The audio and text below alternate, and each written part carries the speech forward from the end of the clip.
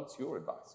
And to me as well, I've just stepped into, you notice that I'm interim CEO and president. This has been 10 days. So come on, please give me some advice. What advice do you have for me? I'll come and sit down here.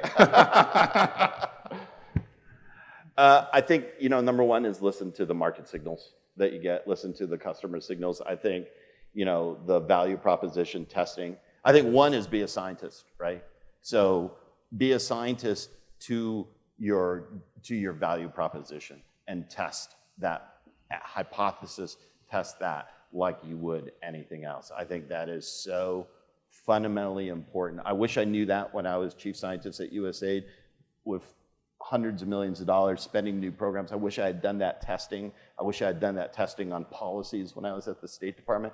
It is probably, I think, one of the most important things that we can do, and I think that's critical. I think second is an organization is literally nothing.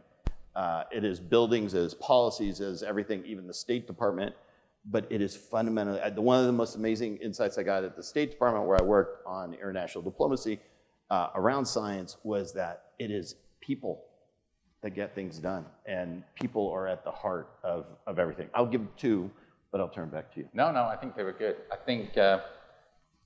think from an Under Armour perspective, one of the things that we spend a lot of our time thinking about is keeping the consumer front and center of everything we do. So really understanding the outcome, the output of what we're kind of trying to deliver against, and remaining focused, remaining incredibly focused on that. I think Dwayne Johnson, somebody called The Rock, you may have heard of him. You got to be the hardest worker in the room. And I think just continuing to drive, continuing to stay focused and delivering against what's going to make a difference to whoever's going to consume your output is incredibly important. I think increasingly today, with the speed of change and the challenges we're seeing globally, it is going to be incredibly important to remain nimble and be able to kind of adapt to whatever's playing out there.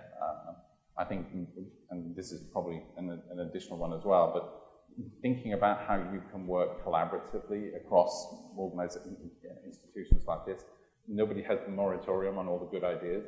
In fact, more often than not, it's when you bring a group of really talented people together that you find the right solutions. Yeah. And those solutions don't necessarily have to be within your own company. They can be within the adjacencies, and often they will come from really obscure places that you hadn't even thought about. So to me, they're kind of the two or three big things that I would always say. And we talk about being humble and hungry. Just stay humble, stay true to who you are, and make sure you're empowered by your values and whatever makes you special, both as an individual and as a company. Colin, thank you. No, thank you. I do just want to call out the Under Armour innovation team, because I know they have done incredible work. And they often kind of exist a little bit behind the scenes here in Under Armour. We're obviously a revenue-driven company. We're looking to drive sales and drive profit and marketing and all the rest.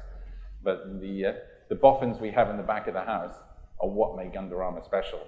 And their dedication, commitment to kind of executing against this plan is something I'm incredibly proud of. And the fact that I have the opportunity to represent them today is something I'm honored and thankful for. They do amazing work. So thank you, guys. And in closing, again, thank you all for being here. You are making a difference. You are doing God's work, and there's not too many people that can say that.